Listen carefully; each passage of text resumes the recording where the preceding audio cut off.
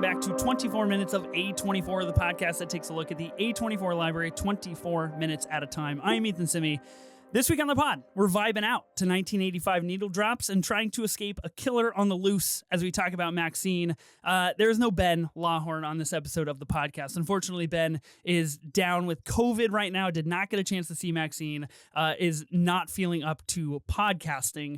But in his stead, I brought out the greatest journalist for comicbook.com, Jamie Jirak. Welcome back to the show, Jamie. You've been on the show before, right? Yeah. We talked. I think last time I was here, we talked about Talk to Me. So I guess I'm your horror guest. I guess that's you're the horror call right here. Wow, I can't believe great. that. I don't get to talk about horror a lot in my Marvel space, so I'm excited to be here. I'm so glad that you're here. For people tuning in about Maxine, in 1980s Hollywood, adult film star and aspiring actress Maxine Minx finally gets her big break. But as a mysterious killer stalks the starlets of Hollywood, a trail of blood threatens to reveal her sinister past. That is the logline from IMDb about Maxine. Now, of course, the movie is releasing technically today, the day that the podcast will be releasing, which is July 5th. Jamie, we're actually recording on July 4th, which I just wanted to say, like, I hope you got a chance to watch Blowout today, because I can't think of a better 4th of July film, quite honestly. I know that's not A24, but you are correct. I obviously love Blowout. For your listeners, John Travolta is my number one favorite human being in the world. And Blowout is arguably his best performance. Great film if you haven't seen it, De Palma. But actually, my go-to horror for July 4th is I Know What You Did Last Summer. I got my Helen Shivers shirt on today. Oh, wow, you're ready. Of our girl. That movie was just my first rated R horror movie. So I have such, like, it's no Scream, but I still have such a soft spot for it. But if I were to go out recommending a movie today, it would be Blowout. You are 100% correct. Yeah, it's a good scream. It's a good scream. I was like literally this close. I think it was the last movie to be cut from my Criterion 50% off haul. I was trying not to spend over $100, and Blowout was like the last one on the list where I was like, I guess it's not gonna make the cut. But now that we're talking about it, I think I'm gonna go back to Barnes & Noble probably. And for those of you just listening, Jamie is scouring her physical media library, which shout out physical media. If you were watching that, you got a good shot of my ass. But I want you to see that the Blowout cover is my number one favorite Criterion cover. It's such a good cover. Fantastic. It's so good. You should get it. You should buy it. I think that's all I needed. Because for our conversation about Maxine today, I came in, my girls and I were just jamming out to Chapel Roan in the house, and I just took a shot of Patron. So you also took a shot of Patron. No, I was listening to Chapel Roan before we started. What do you know? We're pretty much on the same wavelength here. I'm feeling really good. So Maxine from director Ty West, of course, has made X for A24, made Pearl for A24, and Maxine stars Mia Goth, obviously returning as Maxine Minx, Elizabeth Debicki, Halsey, Moses Sumney, Giancarlo Esposito, Michelle Monaghan, Bobby Cannavale, Kevin Costner. Kevin Bacon.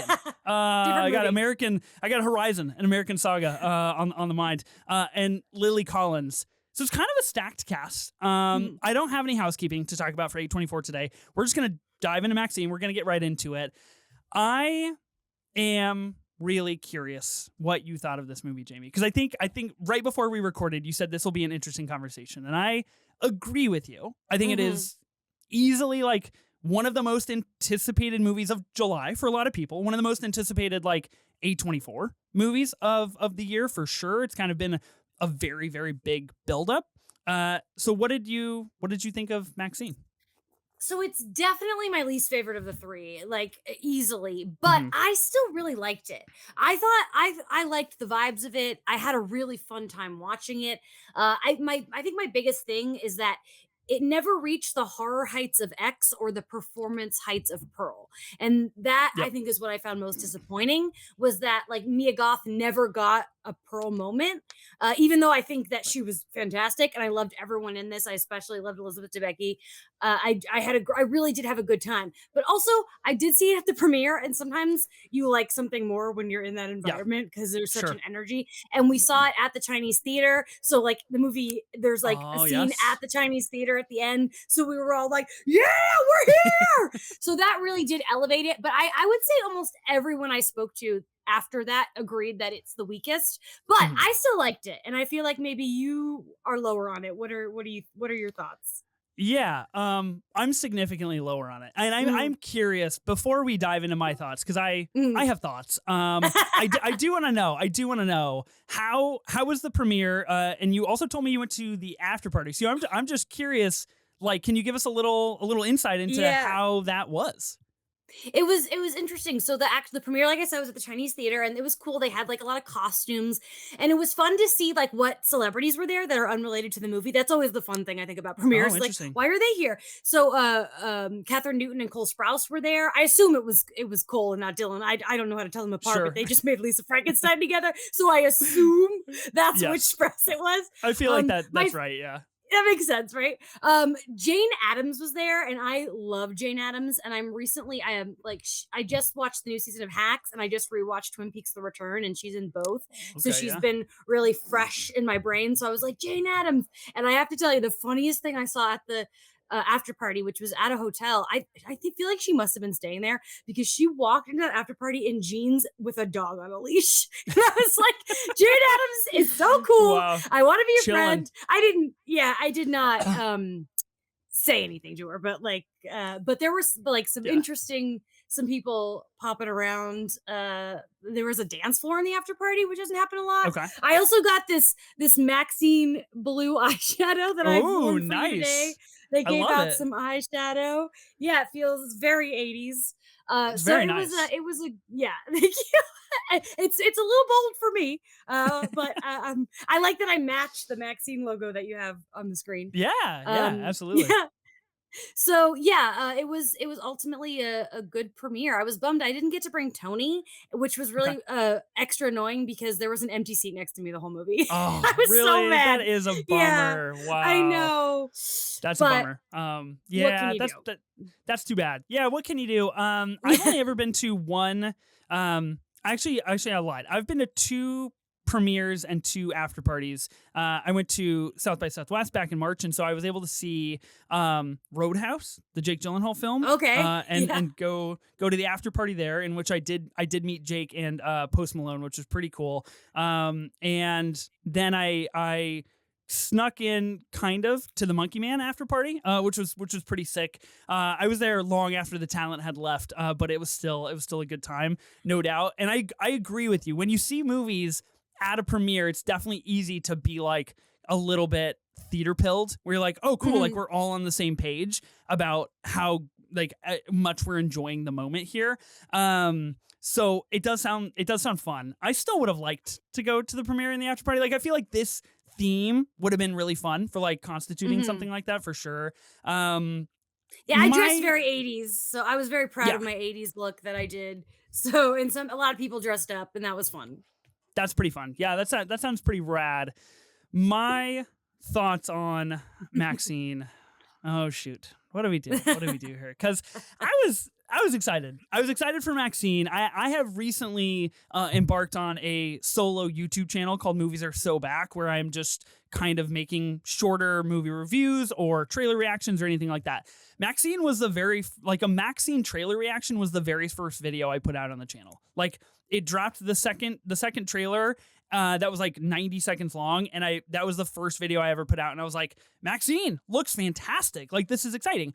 I thought X is very, very good. I love Pearl. Like, I literally have a Pearl tattoo. I love Pearl so much, and I think it is one of the most, probably one of the best movies of or one of the best horror movies of the 2020s, which we'll kind of talk about later in the show. But Maxine was quite a severe disappointment for me. I thought it was quite poor, unfortunately. And that's a bummer because 2 weeks ago here on the show, Ben and I covered a documentary called Jerry Lee Lewis and Trouble in Mind. And that was bad. That was not a good documentary. And then we took a week off because Ben had COVID and we couldn't kind of schedule the pod. And now we're back with another movie that I didn't like. So I feel like I'm on a bad train right now. Like I'm on a bad roll. I thought basically exactly what you thought. I'm just not as generous. Like there was no, it just didn't live up to the horror aspects of X kind of at all. I thought there was maybe one moment that comes quite close that we'll talk about. That's in the beginning of the movie. And obviously we're doing full spoilers in this pod. So if you haven't seen Maxine yet and you don't want to be spoiled, this is kind of your warning. I also agree with you that there was no Pearl moment. There was no like Mia Goth doing Mia Goth moment, which I kind of took that personally. And I was like, what the fuck are we doing? Like, that is why she's Mia Goth. Like, think about X, think about Pearl, think about Infinity Pool. That like those are the moments that stick out in those films, are the ones that she gets to be bold and brave and kind of crazy. So there's a lot of things that I didn't really like about it, and we'll kind of like dig into it, I think, a little bit here. I have like a slate of questions that'll help reveal a little bit more about how I feel. I'm curious though, from your perspective. So Ben and I talk all the time on this show about A24 and their IMAX run that they're doing right now. Like they had Midsommar in IMAX. They've got some other movies coming out. They're re-releasing Everything Everywhere All at Once in August. Why didn't they do like an IMAX Maxine, like an IMAXine thing? You know what I mean? Like they seem to be pushing IMAX, but Maxine didn't make the cut. I find that a little curious. That's all. Interesting. I honestly didn't think about it. It could be because we're in the summer time and there are like just logistics of because only one IMAX screens are IMAX at a time. Yeah, that's why I'm still mad I never saw Dead Reckoning in IMAX because it was only in there for a week. It was it was so short-lived. It was crazy. And I was so pissed about that because and let me tell you, I could do a 5-hour podcast on how I feel about Dead Reckoning. But wait, are you pro or are you anti Dead Reckoning? I like Dead Reckoning, but Mission Impossible is like my favorite franchise after Star Wars. Okay, and sure. It disappointed me. So like I saw it 3 times in theaters, but I still have a lot of issues with it. That's fair. Yes. Anyway, I would have like I don't go to IMAX that often, especially because I don't like the fake IMAX. It's like barely IMAX, and the only real legit IMAX in LA is at Universal City Walk, and I don't want to go be around tourists going to Universal, so I don't go to real IMAX often anyway. Okay, so not anti Dead Reckoning, but you are anti-tourist. That's an interesting take. Well, you know. Look, I would have gone to see it in IMAX. I'm not sure that IMAX would have benefited this movie at all, quite honestly. I did get the chance to see it in 35 millimeter, which was fun. Oh, that's cool. I think that's cool. Like it looked good. I think the colors looked really nice. I think it kind of gives the film a little bit of a body, considering that it is set in 1980s Hollywood. I think it is like a premier film to see on a film reel. Would I recommend like going to see Maxine on 35 millimeter? Probably not. Like I don't really know if it's worth it, in my opinion, which is like really harsh. But I agree. Like I don't know if IMAX would have been anything worth kind of pursuing. I would recommend seeing it on 35 millimeter personally. Like I didn't, and I'd like to. Like if I get the opportunity, I'd go again because I would like to see it again. Like it didn't. So I definitely enjoyed it enough that I'm like, oh, Tony hasn't seen it. I'll go see it with Tony. Yeah. But also just that the vibe of this time period, I think it would work really well on film. But I don't think you're recommending Maxine to anyone in any format is the difference. Yeah. I think you're right about that. IMAX digital or 35 millimeter, I'd say it's probably a pass, unfortunately. Okay, so where I had the most amount of problems with this movie, and of course we'll go into true cinema and cover kind of like the big bullet points of the film as we generally do here in the show. Most of them will be kind of surrounding the kills that do take place. I think those are like really good heartbeats of the film.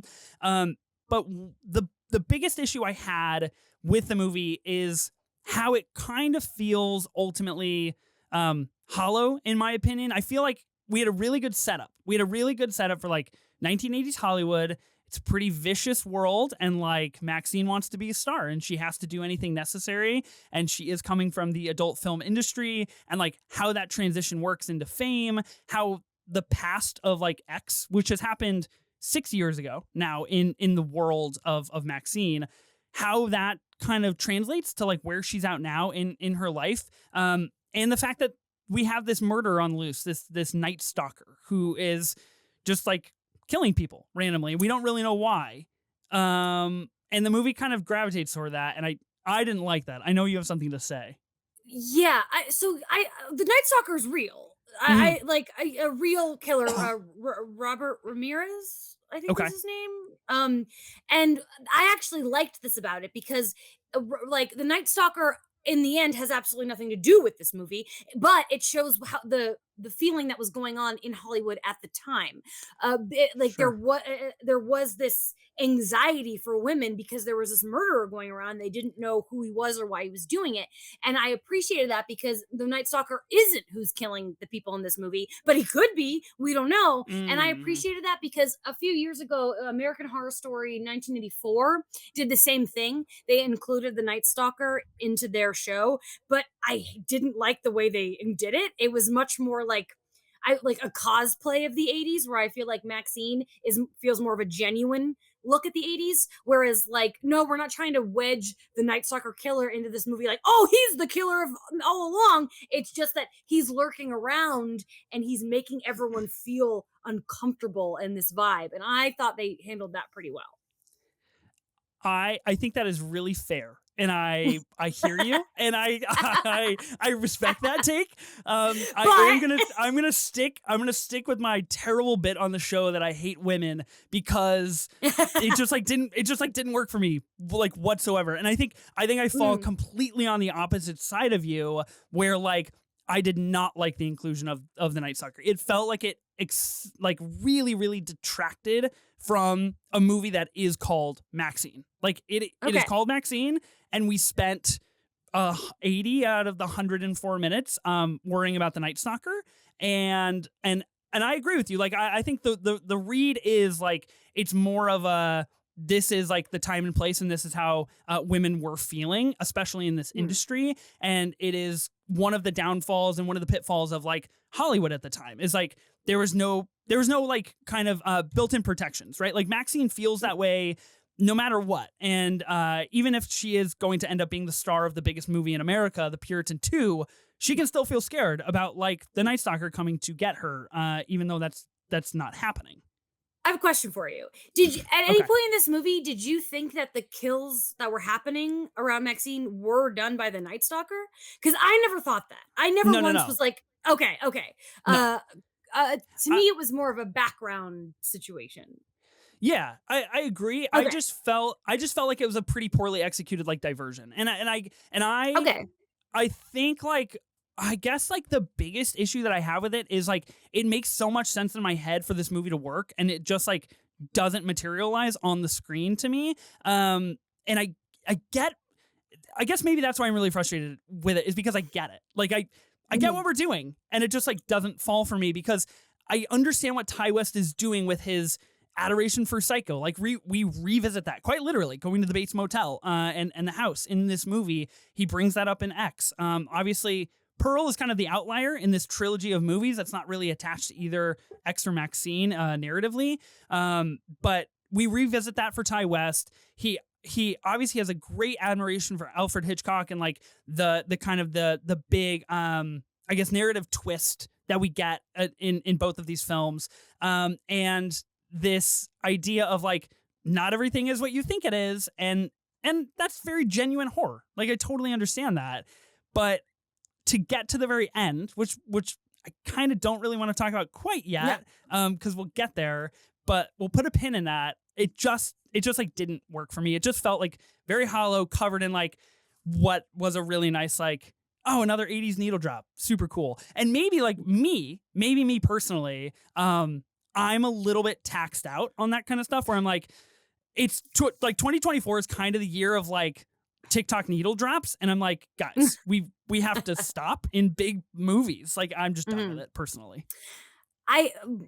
Tony is over the like 80s nostalgia thing that's Hmm. been going on lately. Like, we see it everywhere. Like Stranger Things, especially. Like, I love Stranger Things, but it really started this. this whole trend Huge where wave, yeah. we're still seeing it, especially in horror. I mean, like I love Lisa Frankenstein. I enjoyed Totally Killer, but it's just we're really doing this a lot. And the first thing I said to Tony when I got home, I was like, "You're gonna have feelings about how 80s this movie is." It is core 80s, and like I'm glad that they stuck to that. I'm glad that they really did kind of make that the core idea of the movie, and didn't shy away from that in any means. I already mentioned how I thought that Mia Goth was underutilized, and you agree with me, right? Like it just didn't work for me. Underutilized because she did a lot of cool stuff in this movie. I Okay. mean, I'm sure we're going to talk about the one scene where she turns the tables on the robber. That was probably my favorite Yeah, it scene was in the sick. movie. And but like I think her peak moment of acting was her audition scene. Like that was pretty cool, but we never got something like her 9-minute Pearl monologue. Like we never Right. came close to that. And I think that was for me where it's when I think of X and when I think of Pearl, we've got one is horror and one is an acting showcase, and this just didn't get to really reach either level. But I still don't think Yeah. I still think she had a lot to do. I was still like, Mia Goth is crushing it. She's Mia Goth. But she didn't, but there was no like I just rewatched Pearl the other day and I just am blown away by what So she's good. doing in that movie. And I don't, and you don't leave Maxine being like Yep. Mia Goth is, this no. Yeah. You're right, but it didn't bother me as much as I think it bothered you. Yeah, it bothered me substantially. I wonder too, because like the night before I had put out a poll on Twitter, which you so lovely of you to participate in, asking people if I should rewatch X, because I had heard from early screenings like you should probably be fresh on X because it does play a pivotal role in understanding the narrative of Maxine. And it had been a while since I had watched X. So I rewatched X, and I actually watched it with my partner, Molly, her first time watching X. And then she was like, okay, cool, I'm going to go to bed. And I was like, I guess I'm going to fire up Pearl because, like, why not? Because I'm seeing Maxine the next day. I watched Pearl, and I was like, God damn it. Like, I feel like Pearl unlocked something in Mia Goth that, like, made her who she kind of is right now. And Maxine just really shied away from that. And I think for me, Maxine is far more focused on the plot engine and like the narrative of like, hey, it's not the Night Stalker. Here's the twist. Guess what it is? And like, hey, check out this awesome cast that we have, because admittedly, a stellar cast, quite a fantastic cast. But it in doing so, it like really subsides like, let's let Mia Goth cook. Let's let anybody cook. It just kind of like fell to the wayside because we were so focused on like, we got to move to the next murder. We got to move to the next spot. We got to get Maxine to the mansion at the end. Like we have to do these things, where X and Pearl did not feel that way at all to me. I wrote the official review for comicbook.com. Check it out. And I had like a whole paragraph on this exact thing where it's like, it's a bummer that Mia Goth didn't get a Pearl moment. But on the other hand, we do get some really cool performances from other people. Like Michelle Monaghan and Bobby Cannavale, I really enjoyed their dynamic. I thought they were really fun as just like kind of dopey cops. And Giancarlo Esposito was so great. But for me, Kevin Bacon was the MVP. Yeah. Like, yes. But that being said, we got one movie that was just Mia Goth shining. We got one pure Mia Goth movie. I don't mind that this was very different because we got some cool stuff going in there. I really enjoyed watching Kevin Bacon get crushed by a car flattener. That's pretty dark, I will say. Like that's up there. I wonder if we were to do like a ranking of kills in the whole trilogy, where that might fall. I feel like that would be towards the top. But I have questions regarding that. Maybe when we get back to that, we can ask those questions. The last like general question before we get into true cinema.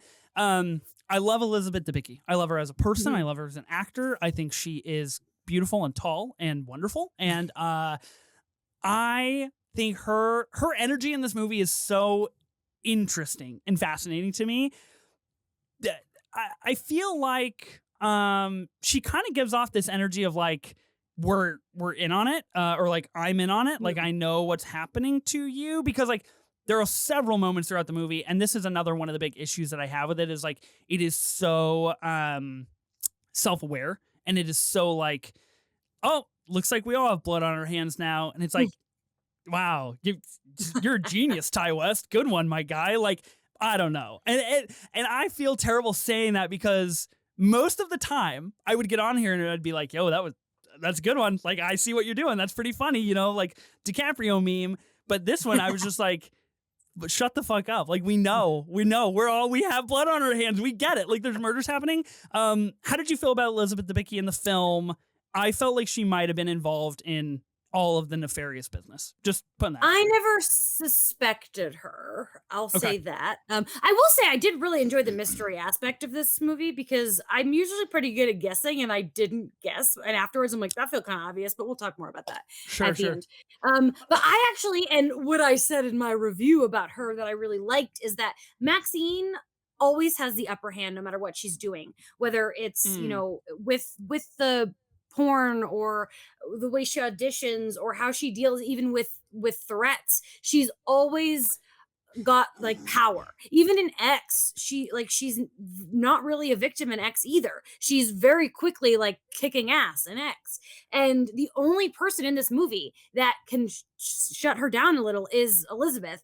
And I like that because it shows that it's because Elizabeth has a power that she wants to get to.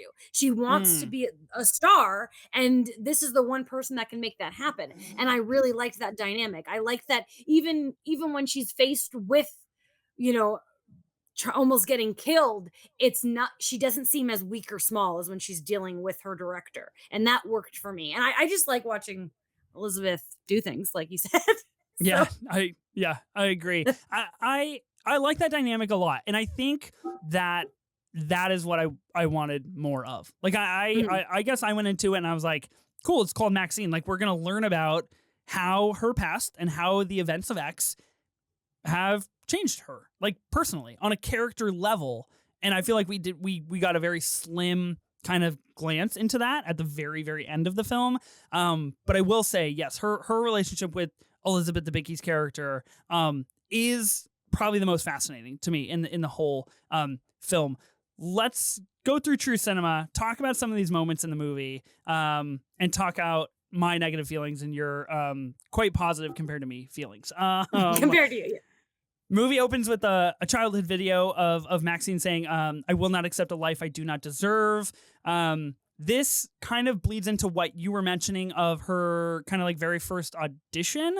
That's kind of like what we open with, and she's kind of monologuing. So I guess I have to backtrack like a little bit on like the whole anti-Mia Goth stance, but like it was under the guise of like I'm auditioning for a movie. I was like, yeah, okay. I like it's supposed to be really good, right? And I think that's what makes Pearl so interesting is like it kind of just comes out of nowhere. I will say, and the only reason I give credit to this scene for this moment is because it's the very first time that Ty West does this. We get a sensational kind of minute or two from Mia Goth, from Maxine, doing a great scene, and she gets to the end of it, and then we just hear the director go like, okay, cool, can you take your top off? And like, great comedy moment, hilarious, really good cut at like, Hollywood's pretty fucked up, and like it is a cult, and this is what Maxine is known for, and this is what they still want from her, and like that dichotomy is really interesting. And then we do it like 18 more times to less effect each time, in my opinion. But I liked the way this movie started. I'll just say that. I like that scene too. Also, I think I read somewhere like one of them were like maybe it was Ty West or Mia Goth. I don't remember. Was basically like we didn't need to see her tits again. We showed them already in Did X. We though? And, I mean, but I feel like we you know, they didn't. But she doesn't show them in Maxine. Yeah, right? That's true. We just the only time we see them is footage from X. So like we don't see a new scene at all. Right. And so and like so I think it's like they're like we got the point, and I don't care. I'm being tits should be out anyway. I'm a free the nipple kind of a person. So but that's not the point. The point that I wanted to get to is that I think this scene I think it is the like you said the peak of what she gets to do. But I really one of my favorite things in movies is when somebody is doing a good audition scene. Like one of my favorite example of this is Naomi Watts in Mulholland Drive, because like what Naomi Watts is doing in that movie is just unbelievable. It's next level. And I wish that Mia Goth had gotten to do something even more extreme, like to that Naomi Watts level. But I still think what she did was impressive and good, and I liked the whole scene. Yeah, I think it is impressive. I think it's good. Excuse me. I like the whole scene as well. I wonder, just from like my stance of like how X, specifically X and Pearl to a lesser extent, but still Pearl, and then Maxine. Like, it's quite obvious that Ty West has this thematic like kind of interest baked in of like how sex and pleasure drive like life decisions based on trauma and like based on other things going on in your life. And it feels like Maxine, although she is from the adult like film industry, and her best friend like works at like a porn video shop, and like it is sleazy 80s Hollywood, it feels like it kind of forgoes that idea, and it really just uses it as like a garnish of like, hey, remember, like Maxine is like, Hmm. this is how she does her life. And again, like I think personally that just harkens back to me to being like, oh, it's more of a murder mystery movie than it is like, oh, this is how Maxine deals with trauma and deals with how she views sex positively and negatively in like different situations for her. I didn't really think of it that way, and I think because there was a lot of that going on in Pearl, but not nearly as much as X. And I Yeah. think that a lot of that comes around the character Pearl more than the character Maxine, because the character, like I loved the thing I love most about X is that you think that these old people are going to start killing them because they're like anti-sex, but it's just that they're really horny and they're Yeah. jealous, like, and I love that. And I don't think that Maxine takes away from that idea at all. Personally, Mm. I didn't feel that. I didn't. Nothing about Maxine made me think like, oh, he's all of a sudden thinks it's bad because Maxine doesn't seem ashamed of her career as an adult film star. She doesn't seem like she's at all. It's just that she just wants to go bigger. She wants, because Yeah. she doesn't just want to be a star anymore. She wants to be a movie star. And so I think that works. What you're saying didn't bother me, but I guess I see where you're coming from. Yeah. No, I agree. I just like I guess it leads me into my next question. And Mm, mhm. maybe I'm just like dumb. Maybe I forgot like what the implications of this might be, but maybe we can work this out together quickly. Okay. So we get a tape gets delivered to Maxine. And this tape is the adult film that they make at the farm during X. She watches it. Her friend kind of catches her. She turns it off. Says like, "Oh, it's nothing. It's nothing." It's essentially used as blackmail for Maxine. And even the logline of the movie says like threatens to reveal her sinister past. I'm I'm really struggling, and I really hope it's like a me problem. I hope I'm stupid, and you're just like, hey, Ethan, you missed this big glaring connector. But like, she's an adult film star. Why would this coming out? Why would this videotape coming out like negatively impact her chances of getting in the Puritan 2? Like they know who she is. You know what I mean? So Like, yeah, I have an answer, but also something confused me that I thought you were going to say that was different. So this is funny because I have a oh, little interesting. issue with this as well, but it's different because to me, it's not that it's a porno. It's that a lot of people died and there's no way to really know who killed them. She's the only Oh, survivor. If this fair. gets Okay. if this gets out, it could all be blamed on her. I think is what the Okay. concern is. I think that what my issue was is that the Oh. cops found the tape in the end of X. So Yeah. isn't that like kind of out anyway? That's my thing. Like unless the cops are actively looking for the one person who's not dead, which they could be. And to me, that would make sense. That's enough to blackmail because if they're looking for her, they can question her. She did kill Pearl, Yeah. and there's no way to prove that probably that she didn't kill everybody else. So I do understand her fear, but I'm also interested in the cops like never found her because that actually was what I was thinking. Like, wouldn't the Interesting. cops have like because they can count the bodies and count the people? Oh, hey, that girl that's Yeah. having sex in this scene isn't here. But your point, no, I think that's she's afraid to be implicated in the murders, not in the sex. Okay, that's really fascinating. I think it's interesting that we both had logistical problems with something. I just want to call that out. I think that speaks a little bit to the film. But then again, like I still have an issue with that because, and we'll just like we'll do the big reveal now. We'll keep a pin in like discussing it for just another couple of minutes. But like the huge reveal, I know I've given a spoiler warning before, but I do not want people coming at me saying I ruined Maxine for them.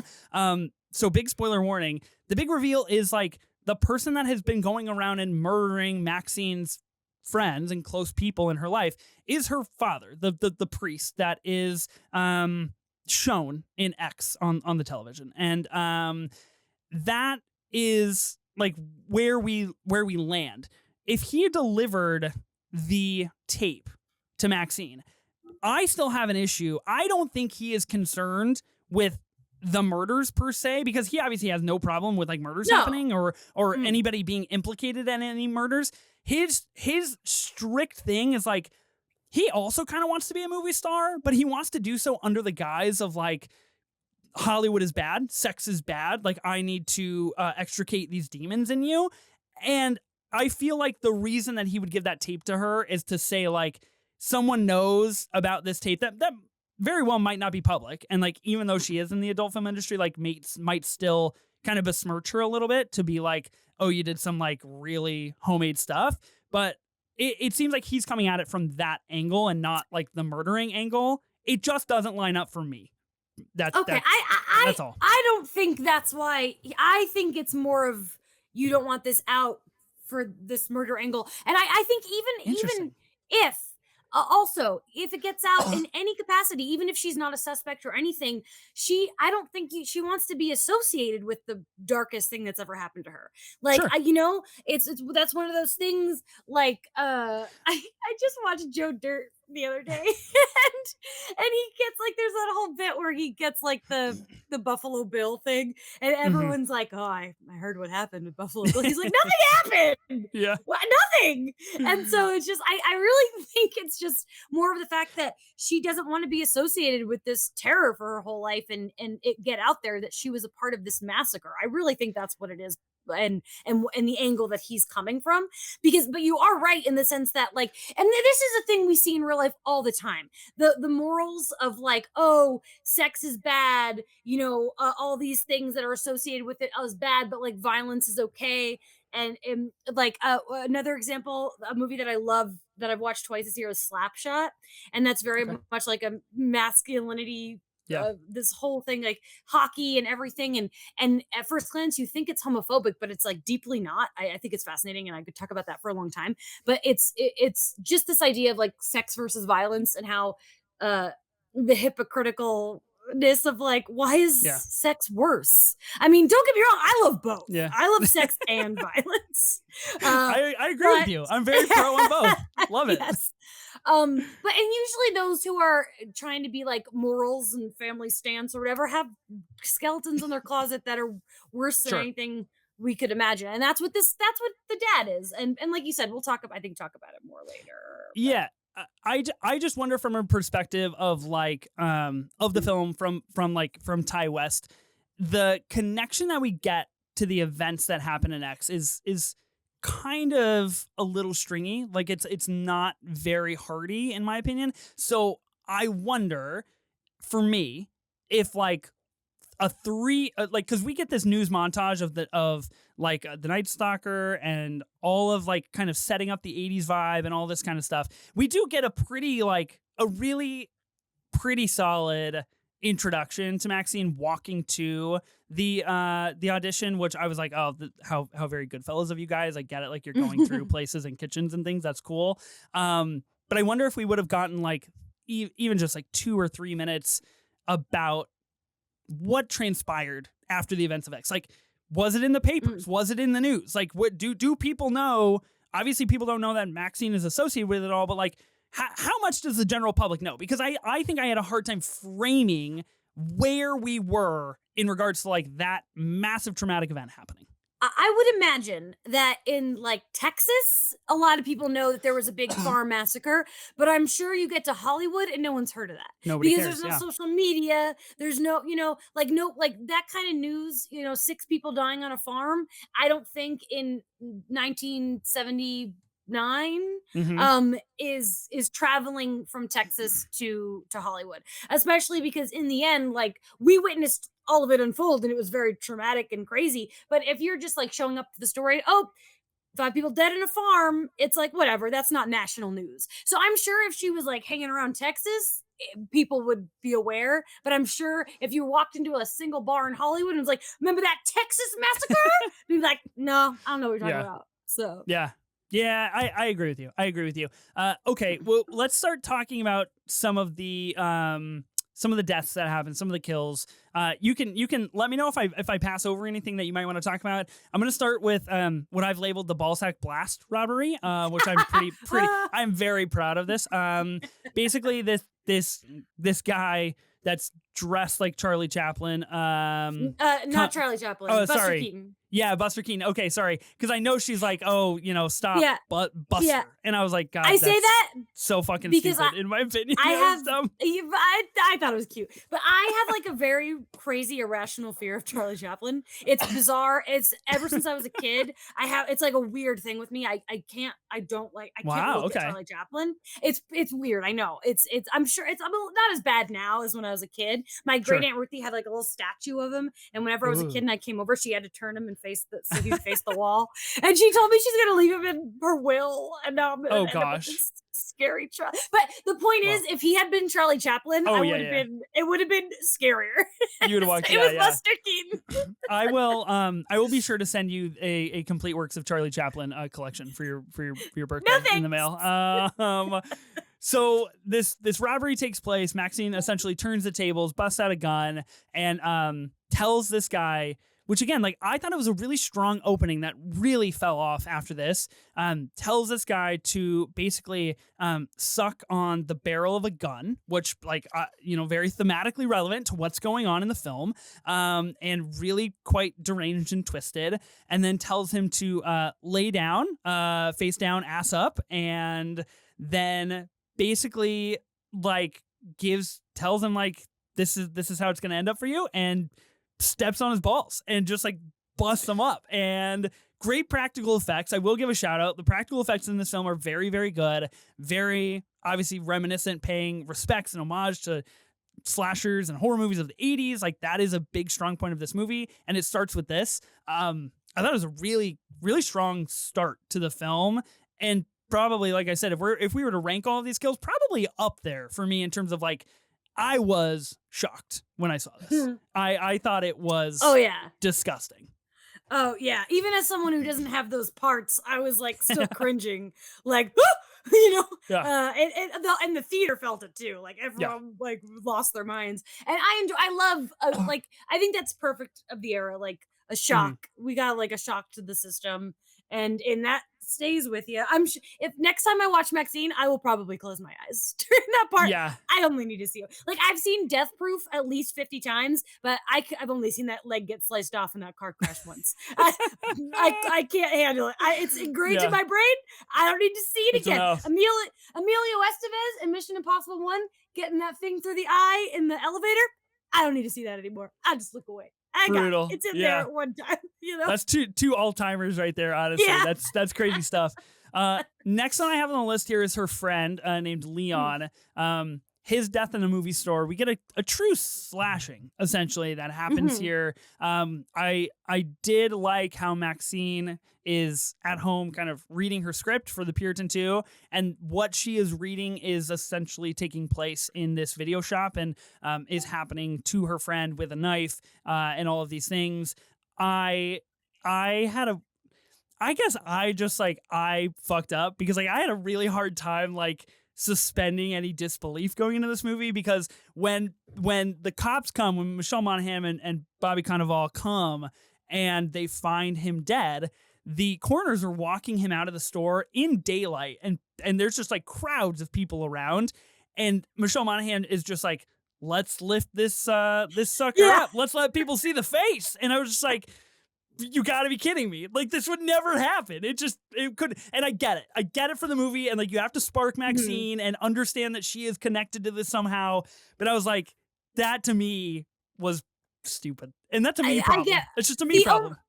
I can see Michelle's character's point, like thought process of like, oh, Maxine is definitely involved in this somehow. Let's get a reaction from her and see how she reacts. Sure, Is and she see going to what be happens. Okay. surprised? Is she going to be upset? I think it was specifically for Maxine's benefit, but you're not wrong. Like it is a silly thing to do.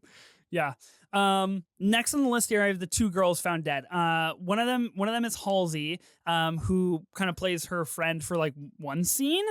I, I guess I wanted more out of this cast. I thought it was a really, really good cast, and like Halsey's great, and Lily Collins is great, and like I think the most we get out of is Elizabeth Debicki, and surprisingly enough, like what do you know? I liked her in this movie, so I thought as a cast, we just like things did not pan out for everybody, which was a bummer. I totally agree with you. I really was bummed that Halsey didn't get a death scene. She was just dead. Like we saw that like Yeah. kind of like we got like a little bit of like her tied up, but I you could barely even tell it was her. I had Mm. to do like a double take. I do wish that we had gotten a kill from those two friends 100%.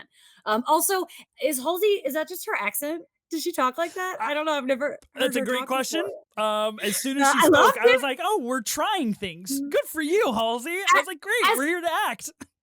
As someone who's getting on a plane to New Jersey in like 6 hours, I was here for it. But I saw Halsey perform once. I saw an SNL that she did live, but like I don't remember her talking when she Yeah. performed. And I wasn't there to see Halsey, I was there to see Adam Driver. So Oh, of course. I like but I'm now like I need to pull up an interview and see how she sounds because I really enjoyed that whole I love a thick accent.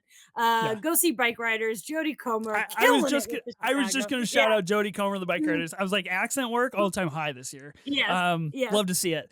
Okay, Kevin Bacon's death. We talked about this, kind of the car smash. So here's why I have another really fundamental question for you. Maxine's manager is Giancarlo Esposito, which I am generally a quite a fan of his and a proponent. I don't think he works at all in this film. I think he is really out of place. I think he just like whatever Oh. he's doing, I just like didn't vibe with personally. And I have nothing against him. I think he's Hmm. fantastic. But he essentially helps find Kevin Bacon, who is trailing Maxine and threatening to basically say like I'm going to take you down. I know what you've done, or I know what you've been a part of.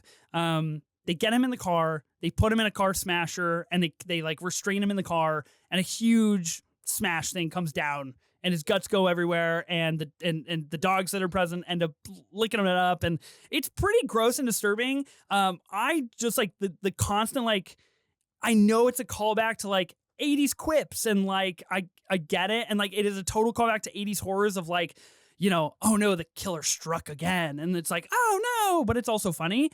Whatever he says at the end of the scene, he's like, I'll take care of it. That's what managers are for. And I was just like, can we just like end the movie, please? Like it just I swear to God, I'm not generally this harsh on films. Oh. And I was just like, oh no. Oh no. That's so funny because like I was just like, oh yeah, and you know what? Again, either I saw this in Hollywood with a Hollywood crowd, and Yeah, like yeah, that's fair. you know like we're here, we're who this is for, I guess. Like maybe that's why. Maybe if I had seen it in a different environment, it wouldn't have worked as well for me because the audience would have been so into it. But I thought he was great. I actually saw a tweet, and I wish I could tell you who tweeted it. I'm sorry to this person, but I did see a tweet that I agreed with, which is like it was fun to see Giancarlo Esposito play menacing but also Sure. silly because Oh, we see sure. him being Okay. menacing all the time, and that's his thing. Yeah. And so I agreed with that, like, because Gus Fring and Moff Gideon are so stoically evil, Yeah. whereas this And guy his got character in the The Boys is oh, very stoic as well. okay. I have not. Yeah. I've only Sorry. seen the first 6 episodes. Boy spoiler. Sorry. I knew he was in it. But and after 6 episodes, I don't know if I'm going to continue, to be honest. But That's fair. either way, yes, I think that it was fun to see him do something still in his wheelhouse, a little different. And I like the wig. I think the wig is really funny. Oh, okay. That's I'm happy for you. You're happy. I'm happy. That's so cool, Jamie. I love that for you. Okay. The dad is the Night Stalker. The reveal in the mansion. We get this big reveal of like, it's him. He's not the Night Stalker. He's the killer of the movie. Yeah. Sorry. He is the killer of the film. And the Night Stalker is caught separately, kind of after this transpires. And so he's the killer of the movie. He kind of gets to chew the scenery for a moment, and Maxine doesn't say anything in rebuttal, which I thought was a dynamite chance for Maxine to be like, oh yeah, you taught me. I'm not going to live a life that I don't deserve, and here's where I get my stance. Here's where I get to say, Hollywood is mine, sex is mine. I like these decisions I made for myself. Let me combat you a little bit. And she is just like quite meek in this film and really takes it. Which, like, I get it. It speaks to their relationship, and it does speak to, like, the horrors of the cultish religious backgrounds and how that can be really kind of inundating and scary. But I thought it was a great opportunity for her to go full Pearl, and we didn't get that. I also thought the reveal was I had caught onto it quite early, and I was like, okay, I got it. And I think that comes down to the difference, because if I had caught onto it early, I probably would have felt the same way. And like I said earlier, I'm usually pretty good at that. And for some reason, it just didn't occur to me, which but I completely agree with you. I was also surprised in that moment. I kept waiting for something to happen. I'm 100% with you on that one. I really, you know what I can tell you why I wasn't thinking it, because my clown shoes were on, and I wanted somehow Jenna Ortega to be involved in this. Oh, that would have been great. Because if you recall, in her death in X, her face gets like blown off, but she doesn't die, and she like wakes back up, and that's what kills Howard. Is that the husband's name? Yeah. She breathes and basically gives a jump scare to Howard. Yeah, and that's how he dies. And before when Maxine tries to save her, she's like, you did this, you ruined it. And it's like, bitch, let her help you. And my whole thing with X is I really think that my biggest issue with X is when Jenna Ortega's character is like, I want to do a scene. I thought she wanted to do it with Maxine, because the way she was looking at Maxine, that's where I thought it was heading. And so it should have gone that way. Let's be honest. It should have. We should have. I wanted it to get a little queer. So, but I also was like ready for the reveal to be like deformed face Jenna Ortega to be the killer. That's what I thought was going to happen. I think the movie that we just made is far superior to Maxine. That's what I'm going to say right there. That's like the big Scream 6 energy, and I loved Scream 6. I thought that was sick. Like I think I love Scream 6. I thought that would have been great. I love Scream 6. Yeah. Loved it. Gosh, that would have been so cool. Even if they were working together, that would have been great. Okay, Maxine basically goes through this kind of setup, this scene with her dad and his cultist followers that all carry shotguns and paint their faces. And we get this moment where he basically tells her to like go along with this exorcism that he's performing and filming. And the cops come. We have a big shootout. He runs to the Hollywood Hills, right behind the Hollywood sign. We get a really, I'm gonna probably break your heart by saying this, another really dumb callback and moment for Bobby Cannavale of like, I wanted to be an actor once, and then he like dies with blood on the Hollywood sign. Like, I was like, okay, wow, you're really pushing it down my throat here, Ty West. And then Maxine chooses to shoot, like, just blow off the head of her dad, which again, like great practical effects, really fun stuff. None of this works for me basically on any level, and I'll just leave it at that. I just didn't have a good time with that. Fair. I enjoyed it, but I do agree that like it wasn't as climactic as it could have been. I still like I said, like as I feel like my job here is defending Maxine, but I still have issues with I've put you in a seat here where you have to do that. Honestly, you're making me realize, like, I guess I liked it because I'm really defending it. I now I'm like excited to see it again, to see after this conversation, to see if any feel, because I also will say that when I rewatched X and Pearl this week, X, I was a little higher on, and Mm, Pearl I was just a little lower on, interesting. which made me inspired me to bump X up to a 4, and now they're both 4 stars for me. Mm, Whereas Maxine was a 3.5 for me, and Pearl is I think still the best, but I liked X a lot more upon rewatch. Is so maybe Maxine. Who knows what a second viewing will do to me? I yeah. don't know. Yeah, that's totally fair. I think Yeah. I rewatched X, I bumped it up a little. I rewatched Pearl, I bumped it up a little. I'm sitting high on Pearl. I will say at 4.5 stars. I have one more truth in a moment. We'll do one A1 act and we'll rank and we'll get out of here. We get a kind of a 1 month later. Maxine is the star of The Puritan 2, which is told to us to be the biggest movie in America. Like, shout out Maxine for doing the damn thing, becoming a star. I think that's fantastic. I thought this was a great moment for Mia Goth to like get weird and kind of give a really good monologue of like the treacherous path to stardom and like how riddled with problems it is in Hollywood. And she's just like, never give up, chase your dreams. Movies are cool. And I was like, oh, okay, yeah, good, no, great, I agree with that. I think it's fantastic. In my opinion too, a very strange, like an ominous of like, what are you gonna do next, Maxine? She's like, I'm gonna do bigger things, and it felt very like Ty West / A24 being like, could we get a fourth out of this franchise? Like, let's see what people think, and like, let's not directly close it off. One other quick thing I wanted to mention in this kind of prologue that we get or epilogue is that she snorts. She has a massive amount of cocaine. She gets a little bit out. She snorts it with her SAG card, which I thought was the funniest bit of the whole movie.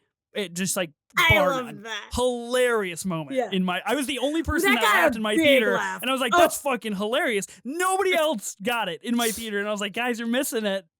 In Hollywood, that got the biggest laugh of the movie for sure. I figured, yeah. It was great. Any thoughts on the 1 month later? There was a moment where I thought the premiere, because like that felt like it took place. The end took place before the premiere, almost. You know, and so for a second I was like, was that like, did that not really happen?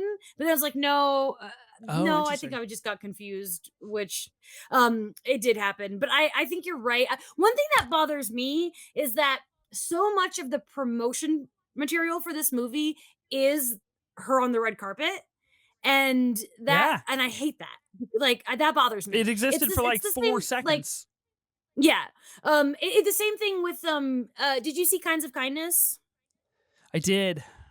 Okay, which I fucking loved, but it bothered me that the Emma Stone's big dance is at the end of the movie when like that was in everything. Like Emma Stone talks about her big dance. Emma Stone danced in the trailer, and it's like, well, that was the end of the movie though. Like, and that shit kind of pisses me off when we know what the final moment of the movie is going to be. I think it is a Hollywood syndrome, but like yeah, sure. You guys did it. Like you hit it on the head. Like, this is a Hollywood syndrome. Like this is what it takes. I get that. My true cinema moment is going to be, I'm just going to be really petty, and I'm just going to say her snorting cocaine with the SAG card. That's it. Oh, okay. That's what I liked. Do you have a true cinema moment at all that you want to give a shout to? This is just like when you say true, like, okay, like favorite moment, favorite scene, anything like that. Think about it. I should have. I'm a bad a guest. Honestly, like it's got to be the ball smash, right? Yeah. Like I don't know. I pretty good. I feel like, but I also do want to, because we haven't talked about it. I do just want to shout out the moment where she beats the shit out of Kevin Bacon when he's in the car. I love that scene. I think she's great in that scene. I think he's great in that scene. I think it's just funny. This movie, I like Pearl was funny too. Like Pearl, I think Pearl's really funny, and this I don't think is quite as funny as Pearl, but it did give me some good laughs, and Kevin Bacon were a part of a lot of those laughs. Yeah, Kevin Bacon with like his little lunch scene that we didn't talk about. I thought he was like batting 100, batting 1,000 there. Okay. For A1 Acts, we're going to do 2020's horror flicks. I have a pretty short list here, so you're welcome to like go off list if there's anything that I might have forgotten or bypassing. I'm sure listeners are probably going to shout something out. So we're going to choose one that would be like our favorite from this category. So of course we've got Maxine, we've got X, Pearl, Talk to Me, another A24 flick that you obviously are familiar with. Midnight Mass, When Evil Lurks, Barbarian, Scream 5, Scream 6, Malignant, and then I put Nope on the list because Nope is technically a horror, but I feel like you could swing either way. You could say it is or it isn't. I'll just say that if Nope is on this list, and it is because it's my podcast and I made the list, I'm going with Nope. I think it's one of the greatest movies of the 2020s. I think it is a complete and utter masterpiece from Jordan Peele. It's like a modern day Jaws. I think it's one of those movies where it's like, if you're a real one, you get it. And if you don't, you know what? Yeah. That's your problem. Too bad. I love Nope. Respect. I'm looking at my Letterboxd to see what my answer would be. And honestly, well, I do want to say that I do think that this trilogy is genuinely going to go down as like one of the most like prolific things that have happened in horror in this decade, just because it's unlike anything else, in terms of how he released it. We've gotten 3 movies in 2 years. They're all different. I think it's something really special. But of all the movies you mentioned, I love Scream 6 so much. Like I saw that like in theaters 2 days in a row because I liked Scream 5, but I'm not as high on it as a lot of people are. And for me, 6 was just like I just hit me in like a certain, which is funny because I was sad not to have Sydney or Dewey, but I just that movie really struck a chord with me, and it really hit me in my heart, and I loved it. It's not the best movie on this list. It's not as good as Nope, but I think it's the movie I've watched the most on this list for sure. Yeah, no, that's a good pick. I mean, I wanted to include it on this because I also really did enjoy Scream 6. I will give a shout out to When Evil Lurks, which is like a foreign horror film. It's incredibly scary. And then I also wanted to give a shout out to Saw X. I think the best Saw movie that we've had in quite some time. Saw X is pretty bitchin'. I was so done with Saw. I was done, and then because I've seen every Saw, but I fucking hate them. I hate them. They're terrible. But then I was like, I'm finally free of this franchise. I'm done. And then everyone's like, it's so good. No. And then I was like, fuck. Godfather 3, your ass right there, really brought you back. It got me back. It really did. I'm like trying to look at some lists. I'm like, I feel like we're missing something really good. I'm sure we are. I will quickly ask you, let's quickly rank Maxine, Pearl, and X. I know you said you have both X and Pearl at 4 stars on Letterboxd. Yes, but I think our rankings are going to be the same. It's Pearl X Maxine for me, for sure. Yeah, undoubtedly. Yeah. I feel like that's going to be the common ranking for most people. I think so too. I wonder if the reception / like the reality that Maxine is just okay to poor, especially against X and Pearl that are like quite widely regarded as hits. I wonder what that'll do for the legacy of the trilogy. I know you mentioned like this trilogy will go down as kind of one of the most prominent horror trilogies of like modern day filmmaking. I wonder what that will look like. I wonder if it will in fact do that. I've got Pearl at 4.5 stars, X at 4 stars, and I got Maxine at 2.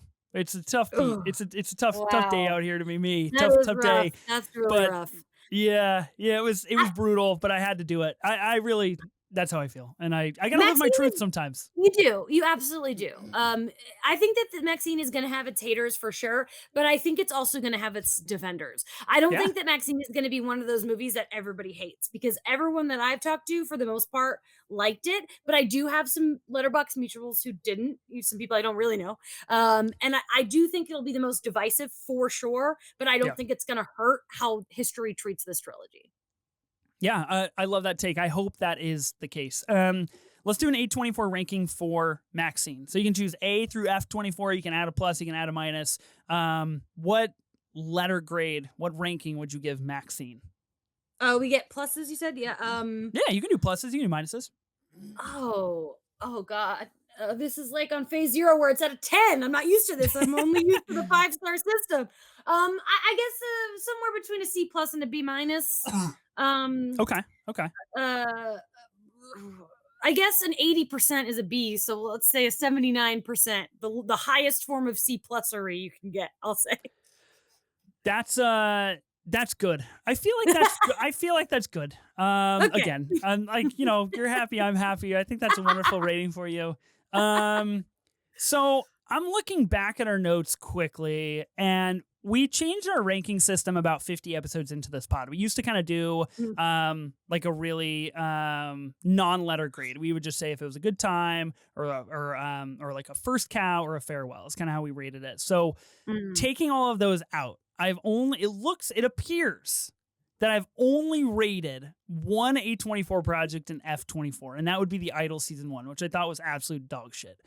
Maxine isn't that bad, but I will say, because I know you're big on the Acolyte right now, and I'm not caught up, so don't do any spoilers, but I will say that I saw Maxine and I went home and I got some Taco Bell and I was like, damn, I'm pretty excited for the Acolyte right now. That's where I was at mentally. And it doesn't bode well for the letter grade of Maxine.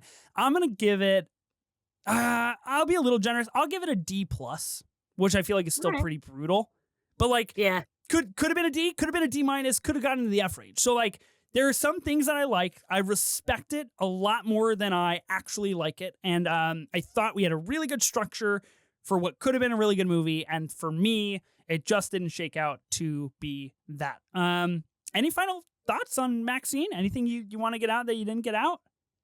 No, I thought this was really fun. It's fun when you have two people with different perspectives. So I enjoyed defending it. I enjoyed defending it more than I thought I would, as someone who like did have issues with it. Honestly, this just made me excited to watch it again. So thank you for that. Thank you for having me. Of course, it's always a pleasure. Thanks for stepping in. When Ben is out, heeding the horror call here on 24 Minutes of A24. I hope there are listeners like you that my hating has made them more excited for Maxine. I really hope that's the outcome that we get out of this. And I hope everybody's just okay with how terrible of a person that I am. Next week on the pod, we are talking about A24's newest show, Sunny, that is premiering on Apple TV+. They're going to do a 2-episode premiere. We are going to cover the first 2 episodes of the show here on the pod. Ben should be back in theory. So hopefully that does take place and transpire. Obviously, Jamie, thank you so much for coming on the show and doing the Lord's work, talking about Maxine. If people want to find more of you, where can they find you at? Sure, I'm at Jamie Jirak on Instagram and Letterboxd, and at Jamie Cinematics on Twitter. My comicbook.com podcast, Phase Zero. We have new episodes every Wednesday. And then my other podcast, Love in the Time of Hydra, is the Agents of S.H.I.E.L.D. 10th anniversary podcast with which Ethan has been a guest on. And right now we are waiting for season 2 to start of Agents of S.H.I.E.L.D. The 10th anniversary is in September.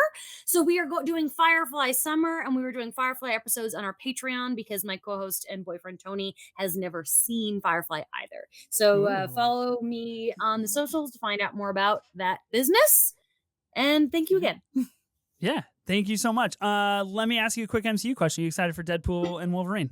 Oh yeah, sure, of course I am. I'm a little nervous about it. I really want it to be good.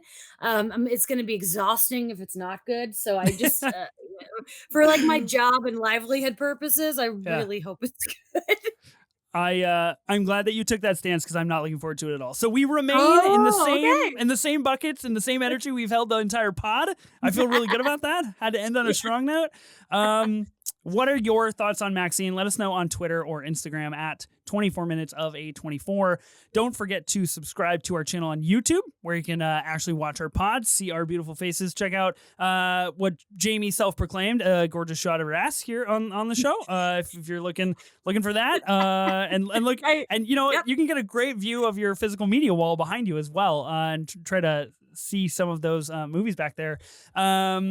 Subscribe to the pod, check us out. I'm Ethan Simi. Spring break forever, bitches.